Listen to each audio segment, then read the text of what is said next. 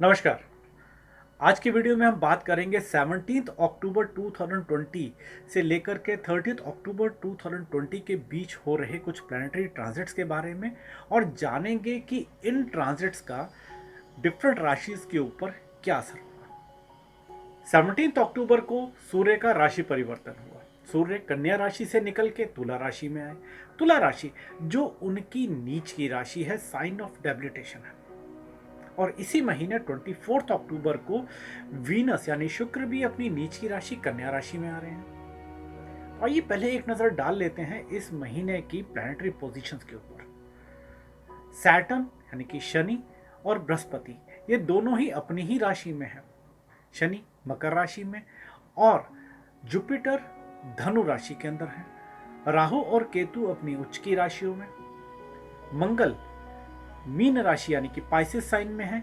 ये एक डिमोटेड अवस्था में है। ये एरीज साइन से निकल करके वापस पाइसेस में आए हैं। सूर्य अपनी नीच की राशि तुला राशि में और उनके साथ है मरकरी इन अ रेट्रोग्रेड मोशन, वक्री अवस्था के अंदर।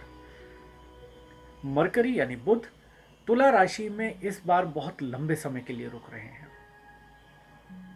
और वीनस शुक्र जो अभी सिंह राशि में है, ये भी 24 अक्टूबर को अपनी नीच की राशि कन्या राशि में आ रहे हैं। चंद्रमा के राशि परिवर्तन की बात हम इसलिए नहीं कर रहे क्योंकि चंद्रमा एक राशि में मात्र 2.25 दिन रहते हैं और एक महीने में तो ये 12 राशियों का चक्कर लगा लेते हैं। बाकी बचे हुए प्लैनेट्स में से 3 ही प्लैनेट्स का राशि परिवर्तन इस अक्टूबर के महीने में हुआ। पहला है मार्स जो रेट्रोग्रेड मोशन में अपनी ही राशि एरीज से वापस पाइसेस में आए।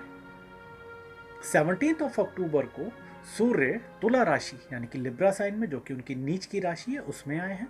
और 24 अक्टूबर को वीनस यानी कि शुक्र अपनी नीच की राशि कन्या राशि में आएंगे। तो आइए अब एक नजर डाल लेते हैं इन प्लैनेटरी पोजीशंस का 12 चंद्र राशियों के ऊपर क्या प्रभाव पड़ने वाला है। एरीज मून साइन यानी कि मेष चंद्र राशि। Professionally this period is good for you, लेकिन अपनी पर्सनल रिलेशनशिप्स में आप कुछ प्रॉब्लम फेस कर सकते हैं। अपनी हेल्थ रिलेटेड कुछ इश्यूज आप फेस कर सकते हैं। Students you are losing your concentration, अपनी पढ़ाई की तरफ थोड़ा ध्यान दीजिए। So professionally it is a good period. Regarding finance, health and education, this period is average for you, but relationship, this period is bad for you.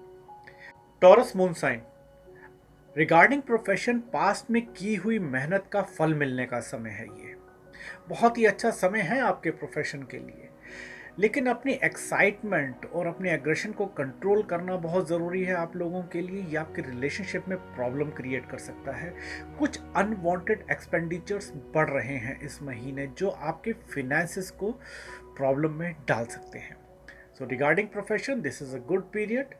Finance, health and education are going to be average and relationship bad.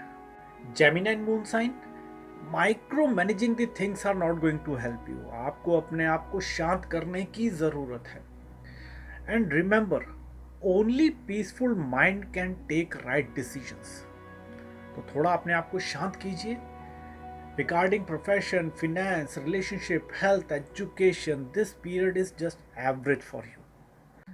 Cancer moon sign, professionally you are feeling stressed out. आप बहुत ही ज़्यादा stress ले रहे हैं जिसकी ज़रूरत नहीं है, क्योंकि चीज़ें आप लोगों के लिए सुधर रही हैं और बहुत ही जल्दी सुधर रही हैं। In terms of profession this period is average, but in terms of finance, relationship, health and education this is a really good period for you. Leo moon sign, this is going to be a very busy month for you.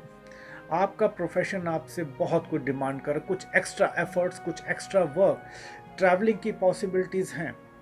जल्दबाजी में आप कुछ चीज़ें misplace कर सकते हैं, कुछ documents misplace हो सकते हैं या कुछ कार कीज आपकी मिसप्लेस हो सकती हैं, तो ध्यान रखिएगा। And give some time to your relationship. Misunderstandings बढ़ने के चांसेस हैं। For profession, finance, health and education this period is good for you, but for relationship it is a bad period. Virgo moon sign, आप लोगों के खर्चे बढ़ रहे हैं इस महीने। अच्छे या बुरे रीजन ये आपकी दशा बताएगी। गुस्सा कंट्रोल कीजिएगा। This month profession, finance and education is going to be average, health is going to be good, but relationship again bad. Libra moon sign, आप लोगों के ऊपर इस ट्रांजिट का इम्पैक्ट सबसे ज़्यादा होगा. You would be involve in multiple activities. एक काम पूरा होने से पहले दूसरा काम अपनी तरफ खींचेगा.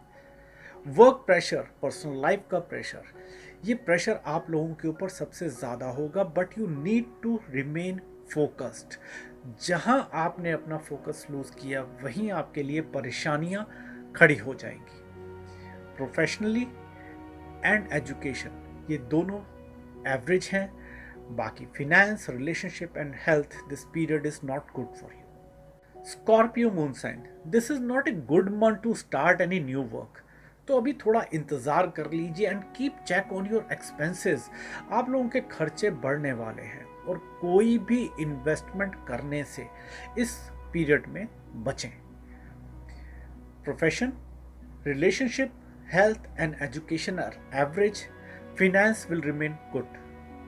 Sagittarius moon sign, financial gains are expected this month. अच्छे रिटर्न्स मिल सकते हैं आपको अपने इन्वेस्टमेंट्स के.